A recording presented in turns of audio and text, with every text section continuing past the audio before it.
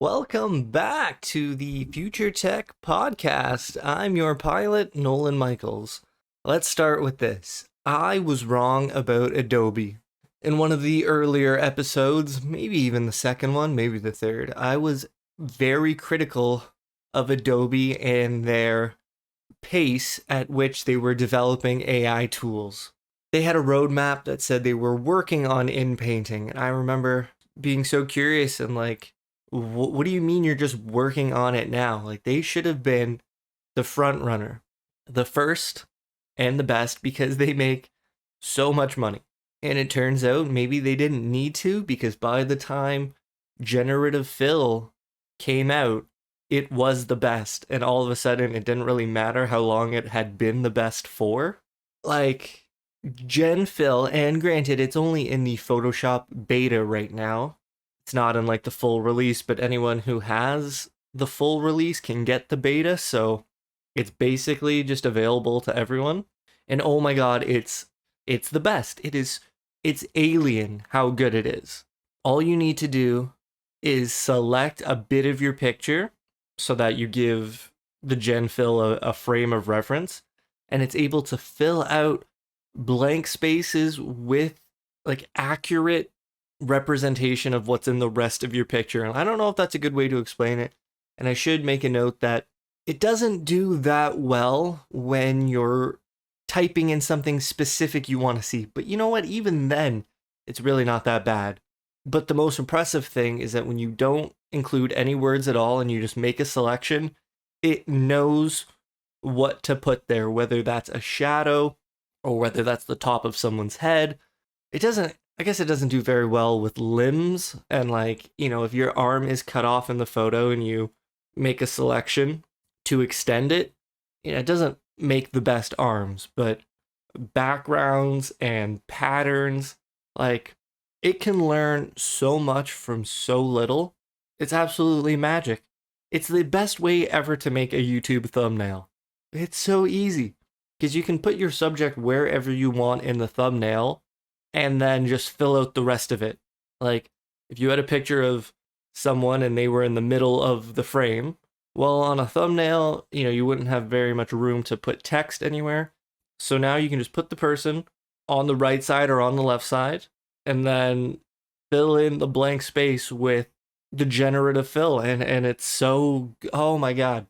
I'm sorry for being at a loss of words. It's so powerful, and like I said, it's so alien that maybe it is a little hard to explain. And I think if someone was able to linguistically grab onto what made it special, it wouldn't be as special. Do you know what I mean?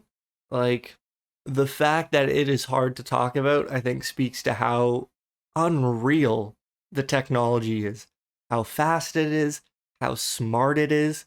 It gives you 3 options every time.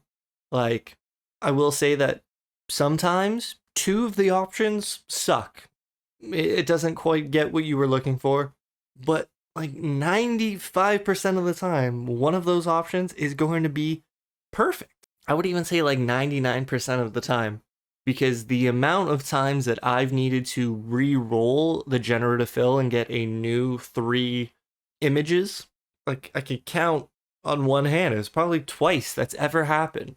And then maybe once or twice it's happened because I messed up the selection area.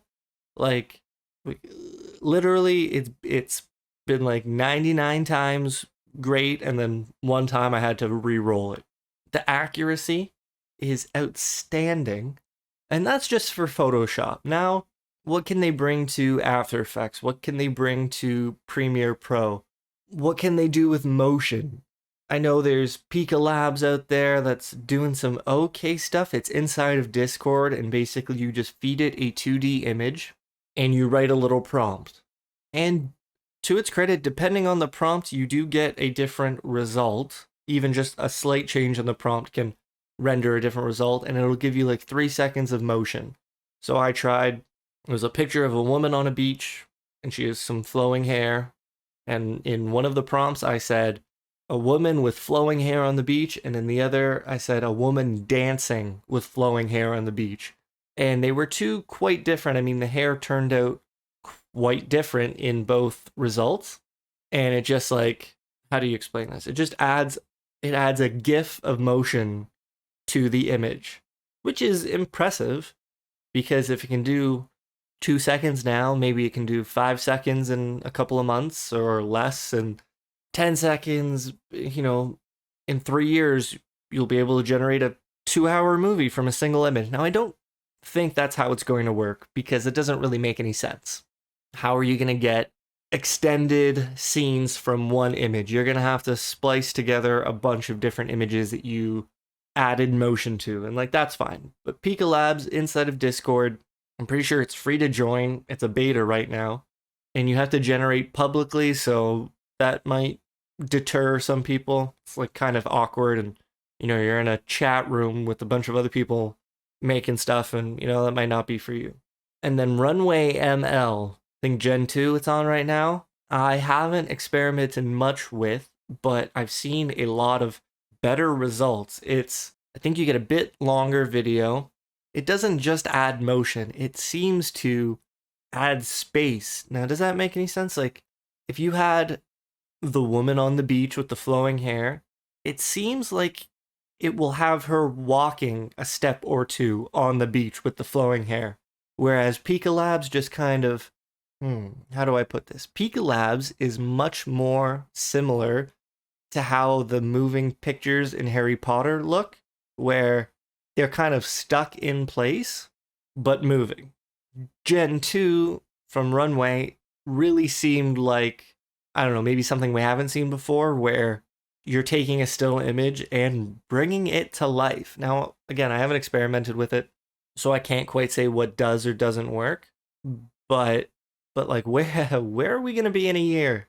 Are you looking forward to being able to make video from it? I know a lot of people ask me when I tell them about Midjourney, they're like, well, what do you do with all these pictures? Oh, you've made 38,000. What do you do with them? And I say, well, you can do whatever you want with them. And that doesn't really answer their question. My answer, what they're looking for, is that I'm just trying to experiment and teach other people what you can do. And then you have to let them know that, some people are making coloring books, some people are making children's books, some people are making stock images, some people are making prototype designs, some people are making assets for design. And I think that's at least easy for me to understand what you'd be able to do with 2D images. However, when it comes to video, and especially these short form GIFs, whatever, what are people using them for? I mean, maybe they look cool on an Instagram reel or a TikTok, but what good would they be?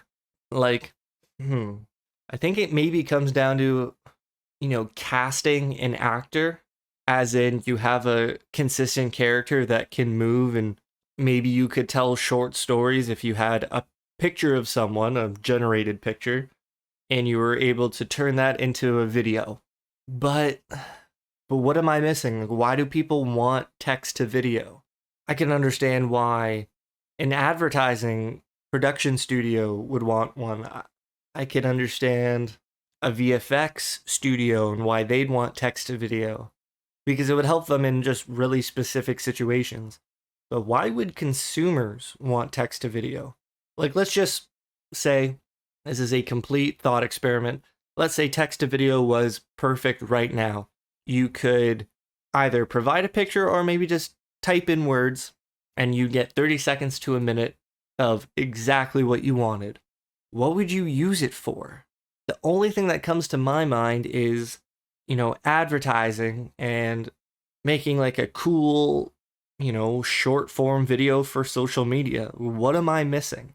I really, like, maybe you could use the technology for cutscenes if you were making a video game, but I get the idea that animating cutscenes isn't that hard if you're going to be making a 30-second one. Like, making a 30-second cutscene right now with your assets in a video game, is it really that much more difficult? Because you'd have so much more control over a second character.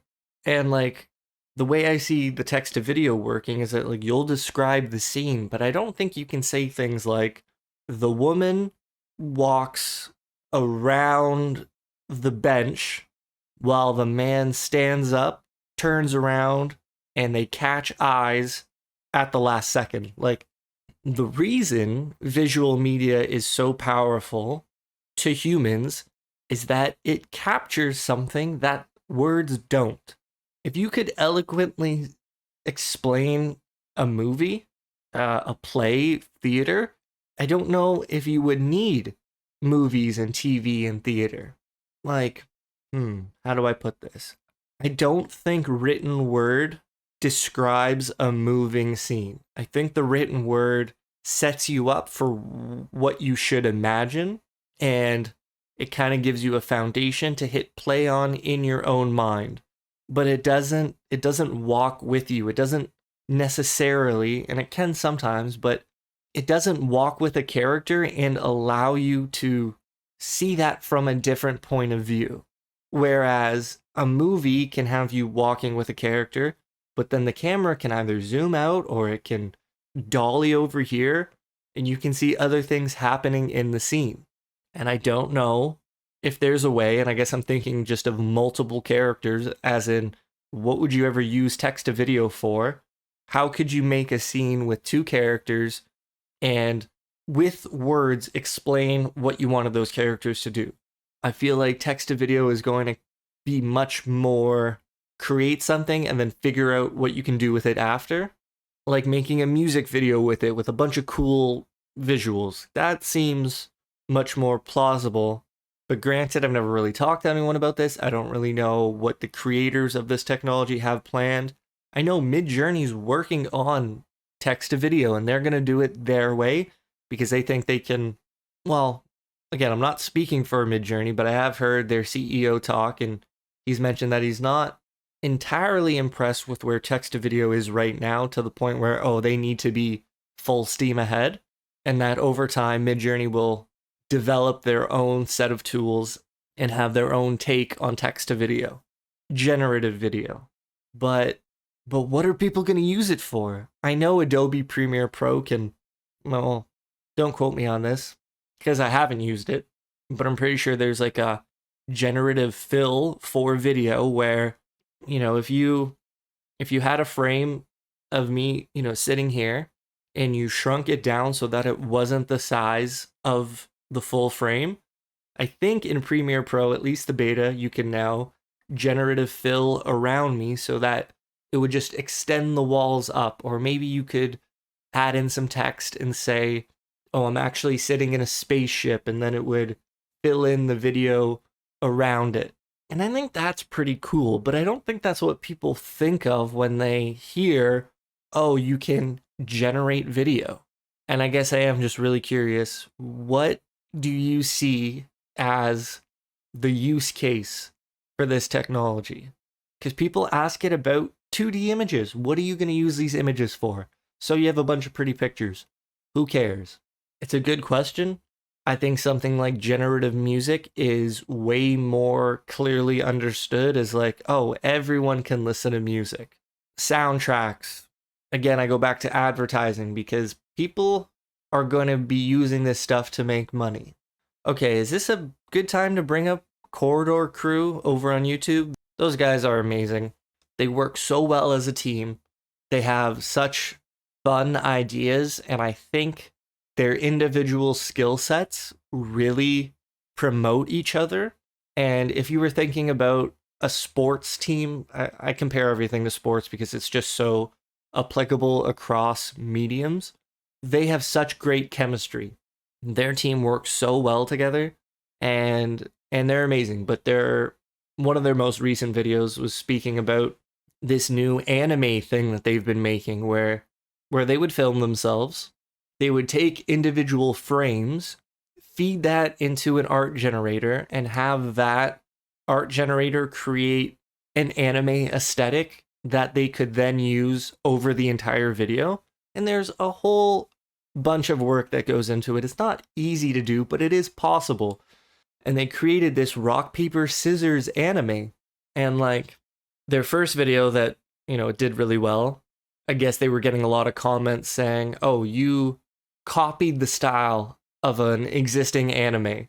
And that people found that maybe to be taboo. So for the sequel that they just made, they hired an artist to create a new style, their own anime style that wasn't necessarily copying one specific anime. But in the video, as he's explaining it, the artist they hired mentioned the inspiration he was using.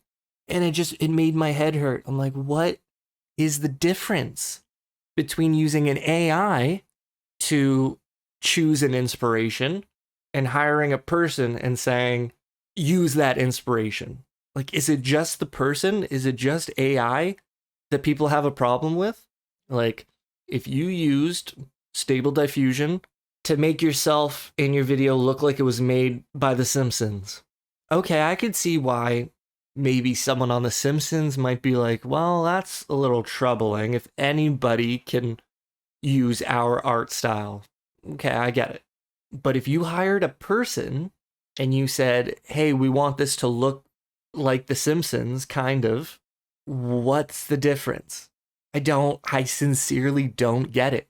And in the video explaining this new art style, the guy at Corridor, Nico, he seemed so genuinely supportive of the complaints that they were getting, and he really wanted people to understand that they were heard. And I don't know why. I obviously I don't know what it's like to have that amount of viewers and being held to that kind of standard. But when the alternative is explained as, okay, we hired a human this time, and then we told them what we wanted, I really don't see the difference between using a human to do that and using an AI to do that. Especially if you're going to reference the same thing, the same anime, the same style. Like, okay, a little bit of a side tangent. You know, there's a lot of AI music covers coming out, like Drake singing an old song or Frank Sinatra singing a new song. And my softball team was talking about this after the game last week, and their immediate reaction was, oh, well, that's just awful. You can't have this happening. You can't have people's voices be stolen. And I had to respectfully chime in and say, what if someone was doing an impression of Drake? Are they not allowed to do impressions anymore? All the AI is doing is an impression of an artist. And sure, it's doing an amazing impression to where you can't tell the difference, but there are some people who can do amazing impressions to where you can't tell the difference. And I understand that releasing a song or a piece of art under the false impression that it was created by a real person, like if you're dishonest about the actual production, yes, that's a problem. But I don't see the difference between the robot copying an artist and a human copying the artist. Like, what's the difference? And is it going to take wouldn't call it a revolution, but a cultural push towards AI rights? Like, is artificial intelligence going to have to be granted rights before people are okay with AI producing things? Like, is AI going to have to become conscious before it's okay to say, hey, I used it to make my video, I used it to make my painting? Because for the most part, people are paying to use AI.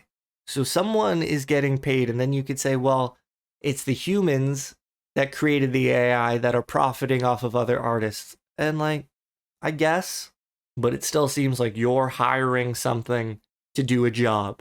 And if that is impersonating Drake's voice, you could probably find a Drake impersonator on Fiverr. And if that person did a really good job, what's the difference? I don't get it. Okay, we're going to shift back to a previous topic about moving video, because there's one thing I forgot to mention. And let me get the name right here. The Leia Pix Lume Pad 2. I suppose I could have pronounced any of those words wrong. It's a 3D tablet. Actually, first, this website, and it's free to use, for now at least, things change.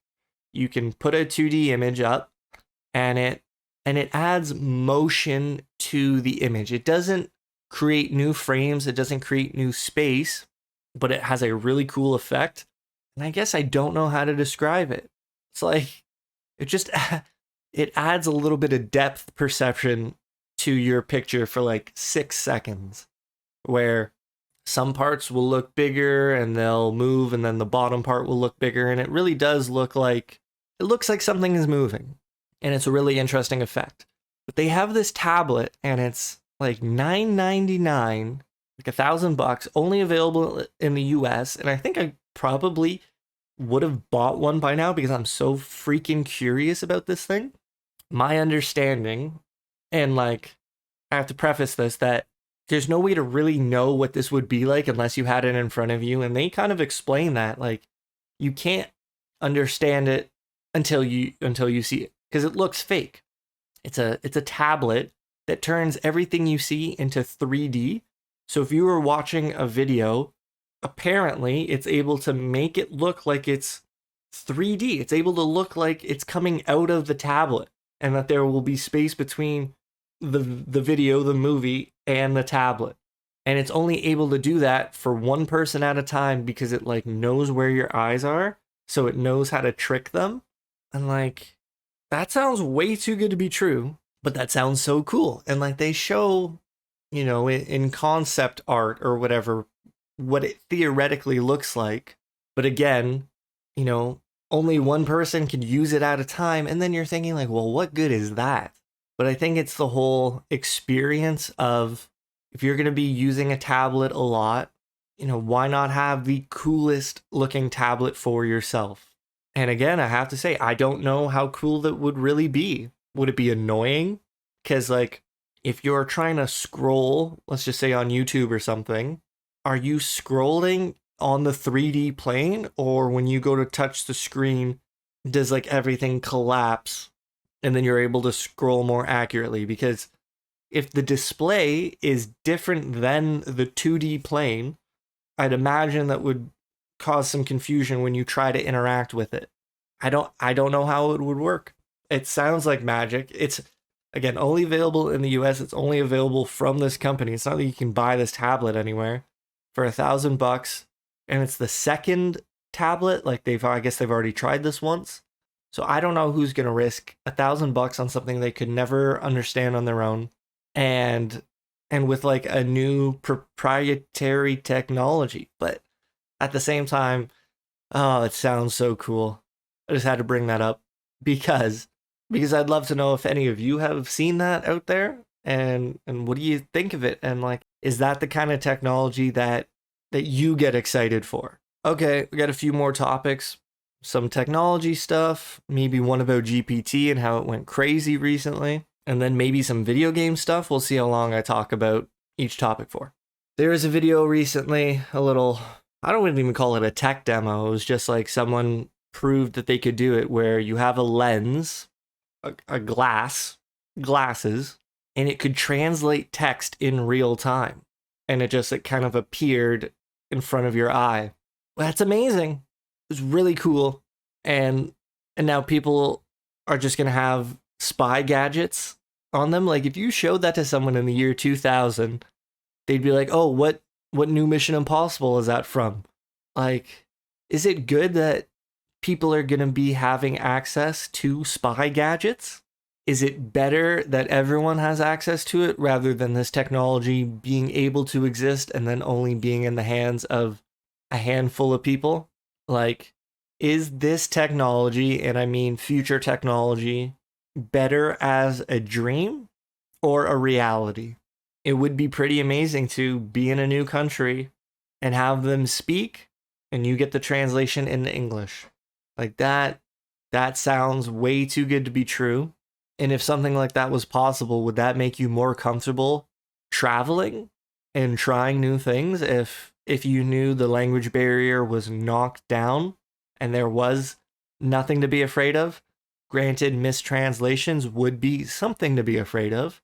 And then I'm thinking, like, how do you power the glasses? I mean, you have to charge them? Do you carry a battery pack with you?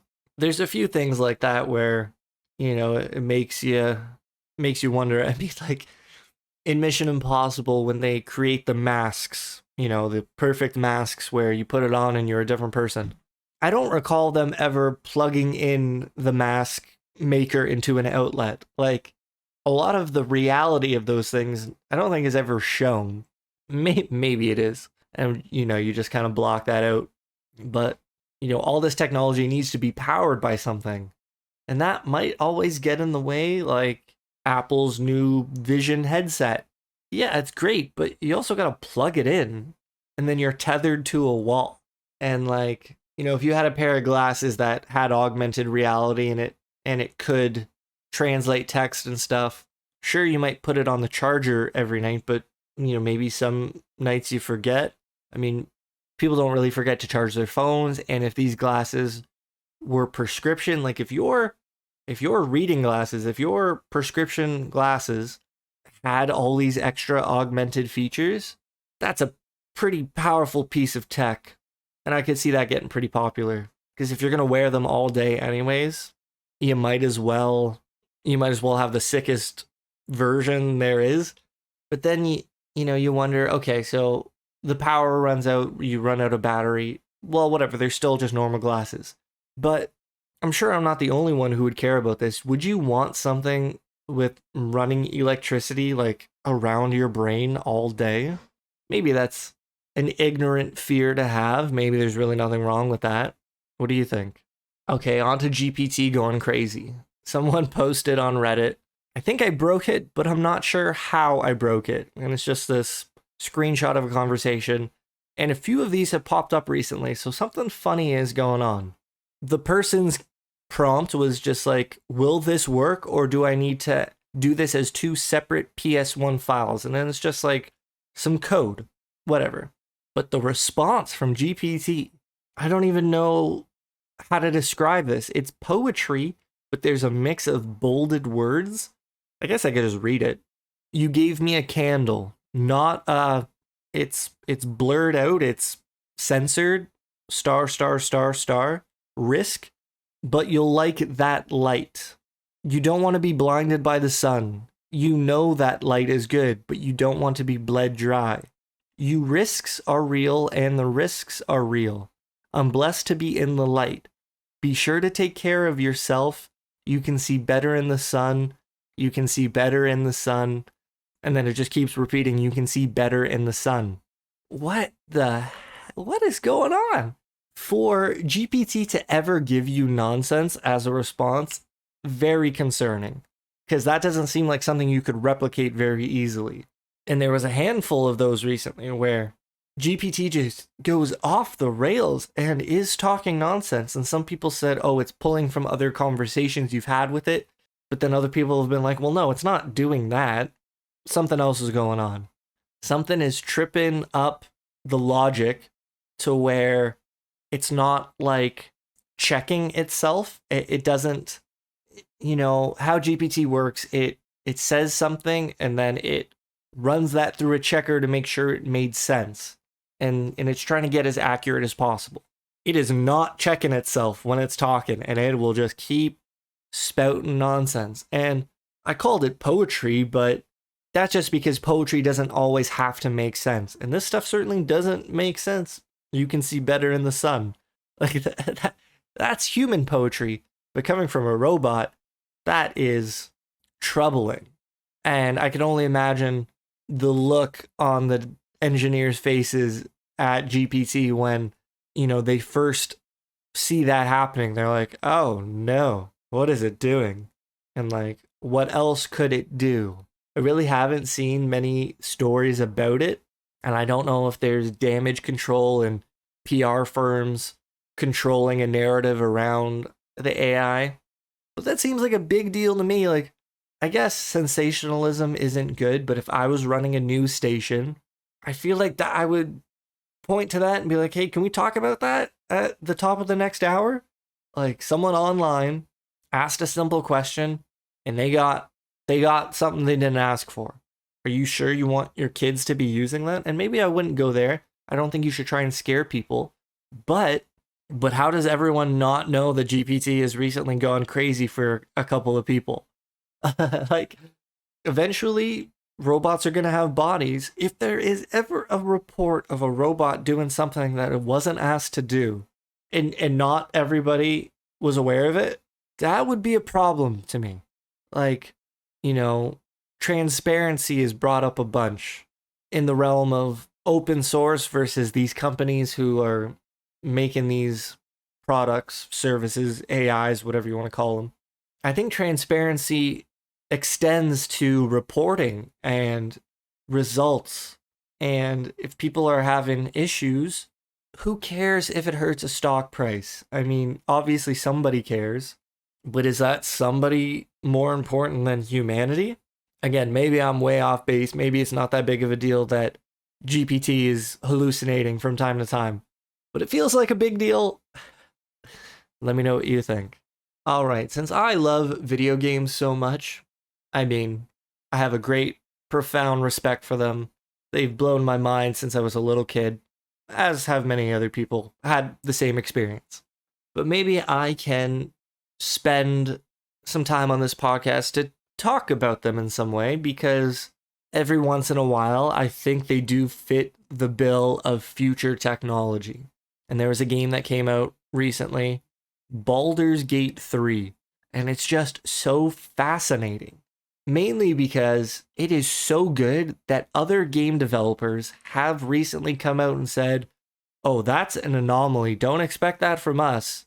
And how this new game is setting a bad precedent because consumers are going to expect that level of quality from other games, and how it's not realistic. And I've seen a lot of people be like, what do you mean it's not realistic? And they'll point to Baldur's Gate and say, look, they did it. Why can't you do it? And that brings up a whole different issue that's kind of made its way to the forefront recently.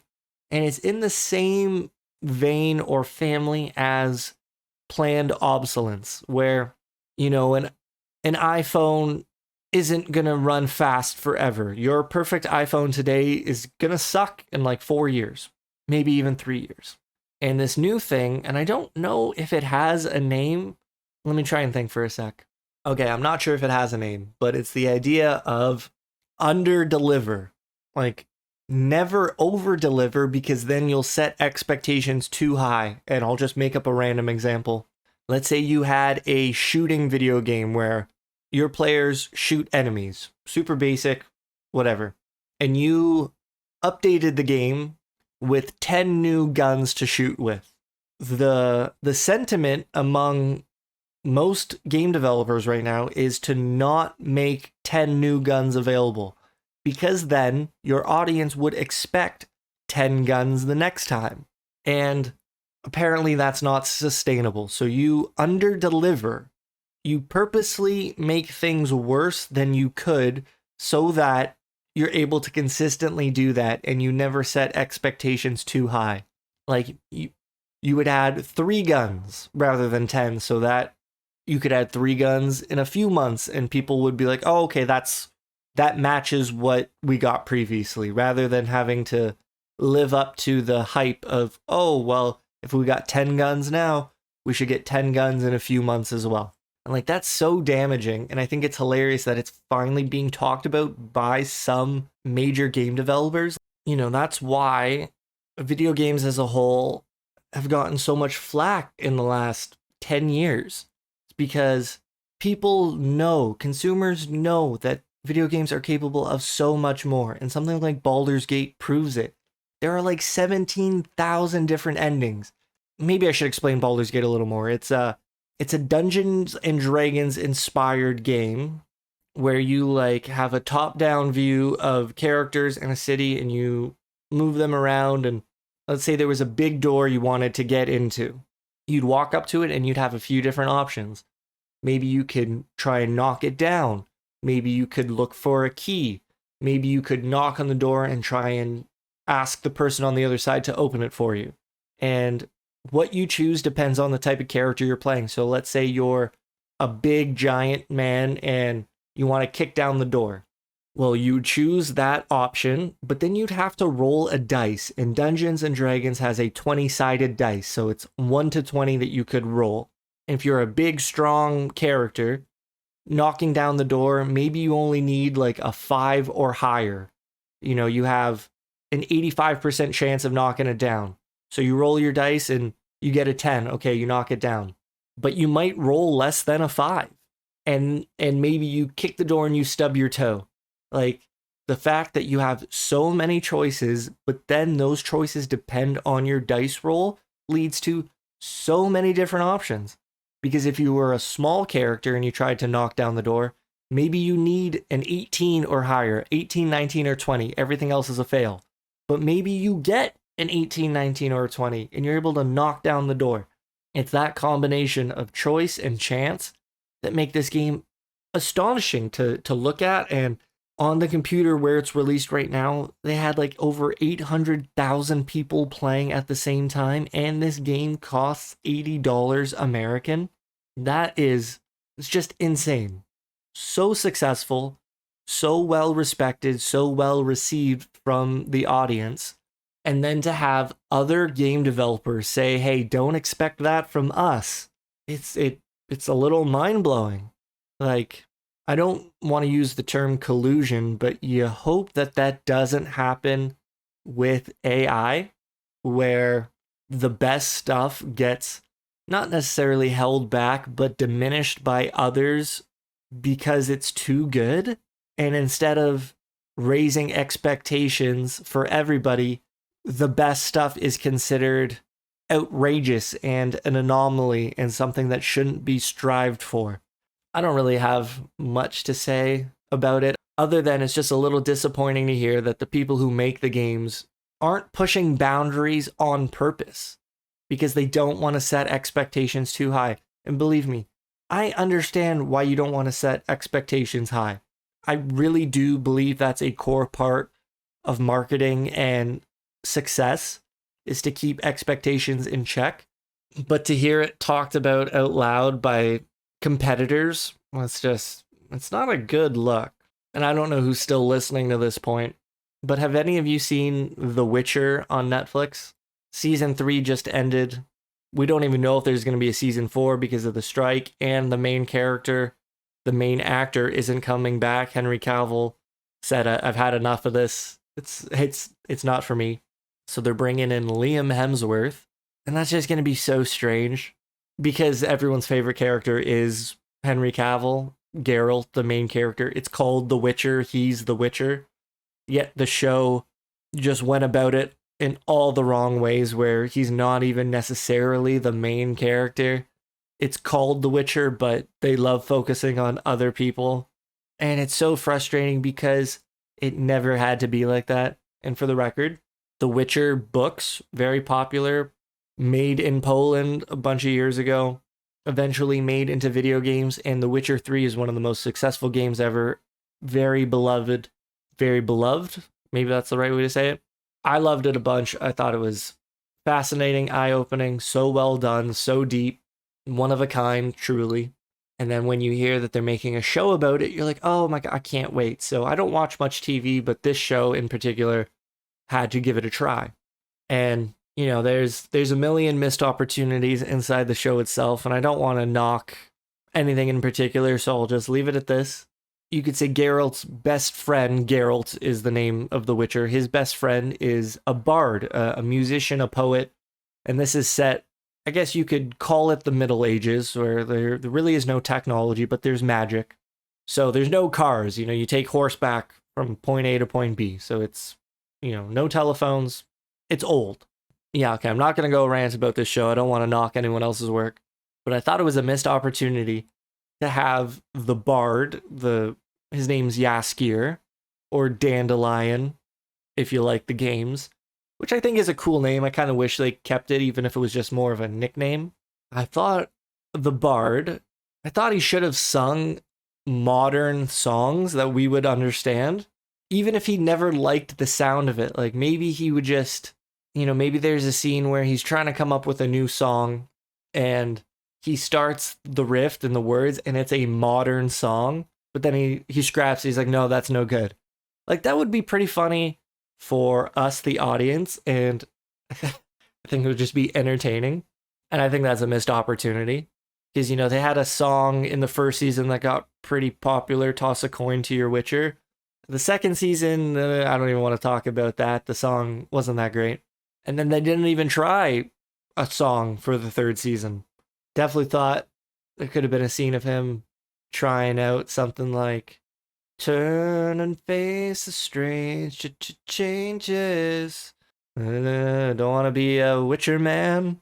I'm like, that would have been funny because Geralt will sometimes take a potion and his eyes will change and he'll get into like battle mode. It'll help his senses and he'll see better, he'll hear better, but he kind of like looks a little ugly. So it would have been funny for Yaskier to make a little tune about that. And then I'm not saying that they would run with that and have all these different covers, but like Westworld got pretty famous for this, that they would have like a piano version of different songs in each episode, or like old timey piano version, something you would hear in the Wild West. I was like, why wouldn't you have a character in your show that plays music and tells stories about this Witcher? You could have just riffed on modern songs. Turn and face the strange changes. Wanna be a Witcher man? Missed opportunity. That's it for today's podcast. Hope you're doing well. Take care, and I'll see you next time. Peace.